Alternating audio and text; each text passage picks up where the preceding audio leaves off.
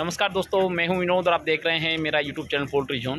दोस्तों आज हम बहुत ही महत्वपूर्ण टॉपिक के ऊपर बात करेंगे कि हम 5000 बच्चों के लिए अगर हम फार्म बना रहे हैं तो कैंची का निर्माण कैसे करें। दोस्तों उससे पहले मैं बता दूं कि आज हमारे फार्म में 31वां दिन है और 31वें दिन में जो है हमको फार्म के अंदर का टेम्परेचर वो 28 डिग्री सेट करना है। और अब ये मैं आपको यहाँ से दिखा तो नहीं सकता, किंतु मैं कोशिश करता हूँ यहाँ से दिखाने की।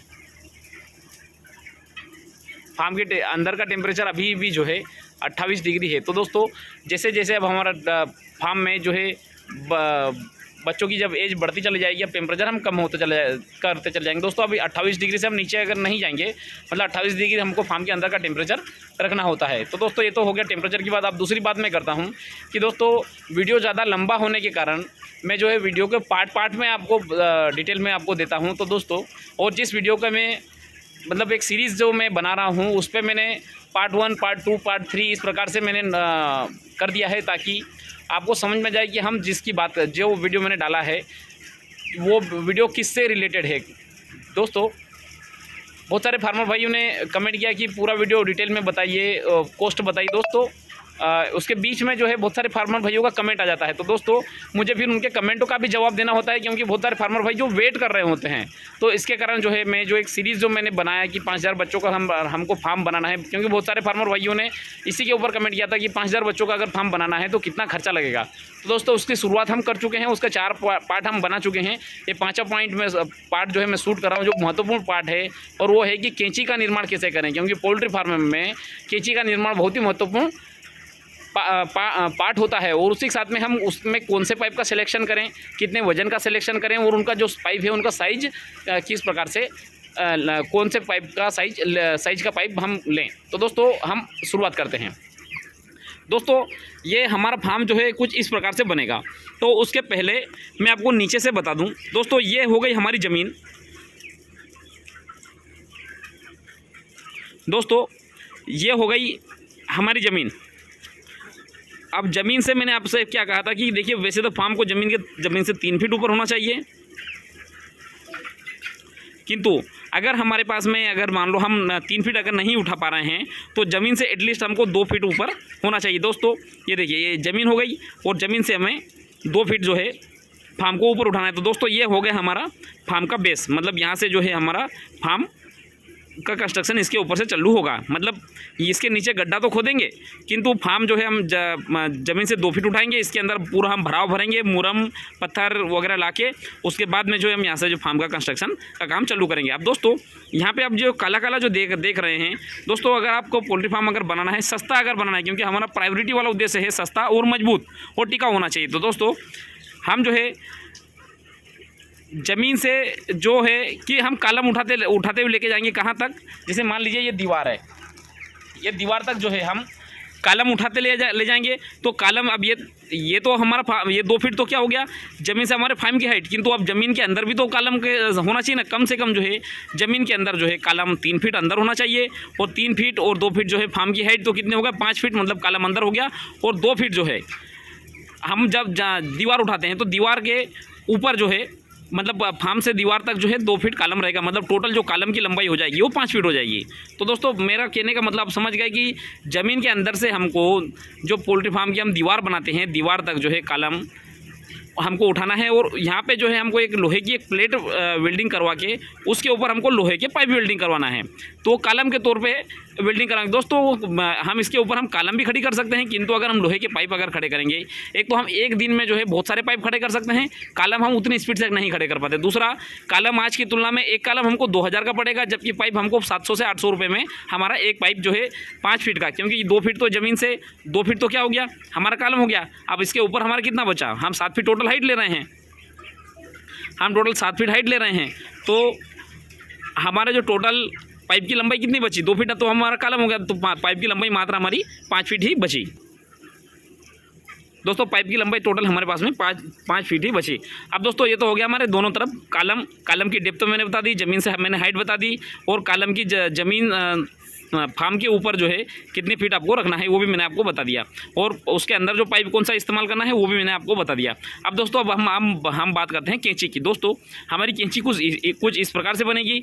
इस कैंची के पाइप का जो साइज़ रहेगा वो 2x2 के पाइप में हम आसानी से बना सकते हैं, और इस कैंची को बनाने के लिए हमको 20 kg पाइप का 20 किलो वाला पाइप का यूज़ करना चाहिए। तो दोस्तों उसके पहले आपको एक बात ध्यान रखें कि पाइप को पहले पेंट कर लेना चाहिए, उसके बाद में जो है आपको वेल्डिंग का काम लगाना चाहिए। उसके बाद में भी एक बार फिर से आपको वेल्डिंग करवाने के बाद में फिर आपको पेंट करवा कर ही ऊपर चढ़ाना चाहिए, ताकि जो वेल्डिंग करवाने के बाद में जो जगह जल जाए उस पर आप आसानी से पेंट कर सको, ताकि वहाँ उस पर जंग नहीं लग सके। क्योंकि उसके ऊपर अगर आप करवाओगे तो आपको जो है कॉस्टिंग ज़्यादा आ जाएगी। दोस्तों ये हो गई कैंची की ये इस प्रकार से टोटल आपकी कैंची की लंबाई कितनी हो जाएगी 30 फीट।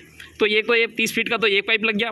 अब दोस्तों इसके ऊपर हम जो कैंची के ऊपर जो है कम से कम जो हाइट लेंगे वो 3 फीट हाइट लेंगे। मैंने यहाँ पे मेंशन कर दिया है कि जो कैंची के ऊपर जो है टॉप वाली जो हाइट है वो कम से कम 3 फीट लेंगे, और 3 फीट वाली फिर यहाँ से जो है हम एक पाइप और लगाएंगे, वो उस पाइप की लंबाई रहेगी करीब 16 फीट। दोस्तों यहाँ पे एक प्रकार से त्रिभुज बन गया, और त्रिभुज में यहाँ पे हम लगाएंगे, हमको ये इस पाइप की लंबाई याद करने के लिए पाइथागोरस प्रमेय हम यहाँ पे लगा देंगे, तो हमारे पाइप की लंबाई निकल के आ जाएगी 16.5। मतलब 16.5 फीट का एक पाइप हमको यहाँ पे लगा, 16.5 फीट का एक पाइप हमको यहाँ पे लगा, और 30 फीट का पाइप हमको यहाँ पे लगा। तो टोटल दोस्तों अगर हम इनकी सबकी लंबाई अगर हम जोड़ेंगे तो उसकी लंबाई हमने टोटल काउंट कर लेगी। देखो 16.5 इंटू 2 तो कितना 33 फीट। तो ये हो गया 30 फीट का हमारे पास में एक पाइप लगा, तो 30 फीट लंबाई ये हो गई, और 6 3 18।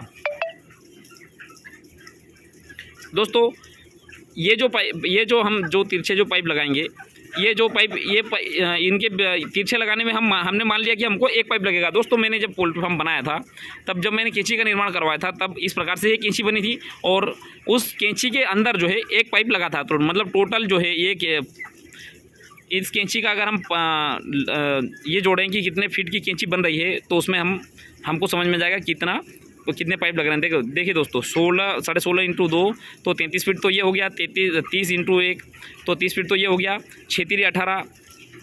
ये जो पाइप है इसको 18 फीट में मानते हुए हम उसको 20 फीट मान लें, तो टोटल 83 फीट। मतलब कि टोटल जो पाइप की जो लंबाई आ गई वो 83 फीट आ रही है। तो 83 में हम 20 से गुणा करेंगे तो अप्रोक्स 4 से ऊपर जाएगा। मतलब कि इस एक कैंची में हमको 4 पाइप लगेगा। दोस्तों जो बचेगा लास्ट में जो टुकड़े वगैरह बचेंगे उसका हम यूज़ आराम से, क्योंकि इसका निर्माण जब भी आप कैंची का निर्माण कर रहे हो तो सब पूरी कैंची के लिए पाइप काट लें। उसके बाद में जब लास्ट में जो टुकड़े जो बचते हैं उस टुकड़े में जो है अब ये जो क्रास है इनका उपयोग करें। दोस्तों ऐसा नहीं है कि आपने पूरे सब एक तरफ से पाइप काट लिया और इस प्रकार से निर्माण करना चालू कर दिया। दोस्तों ऐसा नहीं है। आपको पता है कि टोटल 12 कैंचियाँ लग रही है, तो 12 कैंची में पहले पूरे जो फ्रेश पाइप है वो काट लें। उसके बाद में जो टुकड़े जो बच रहे हैं उन टुकड़ों का यूज़ आप ये जो क्रास सपोर्ट देने के लिए करें। तो दोस्तों आपको समझ में आ गया होगा कि हम कैंची का निर्माण कैसे करें। दोस्तों मैं एक बार फिर से रिवाइंड करवा देता हूँ। 30 फीट की तो ये 30 फीट का तो ये पाइप आ गया, ऊपर से 16.5 फीट के ये एक पाइप ये आ गया, एक पाइप ये आ गया, और ये जो टुकड़े हैं ये आप अंदर जो है नाप लेंगे तो आपको एग्जैक्ट समझ में आ जाएगा कि हमको कितने पाइप लग रहे हैं। ये इसमें एक पाइप में आपका जो है जो क्रॉस सपोर्ट जो है आसानी से लग जाएगा। तो दोस्तों ये तो आपका हो गया कि कैंची आपकी बन गई। किंतु दोस्तों कैंची के साथ में एक बार मैं फिर से एक दूसरा ड्रॉ कर देता हूँ।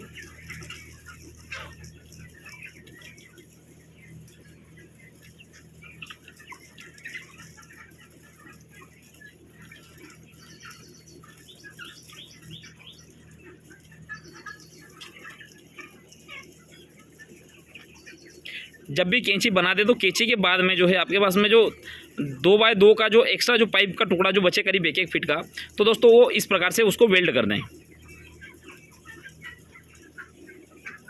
ये इस प्रकार से उसको वेल्ड कर दें, और वो वेल्ड करने का मैं कारण भी वो भी बता देता हूँ आपको कि आप जो एक कॉलम जो खड़ा करेंगे इस पाइप का साइज आप लेंगे 3x3 का पाइप। ये जो कॉलम खड़े करने में जो आप पाइप यूज़ करेंगे वो 3x3 का पाइप रहेगा।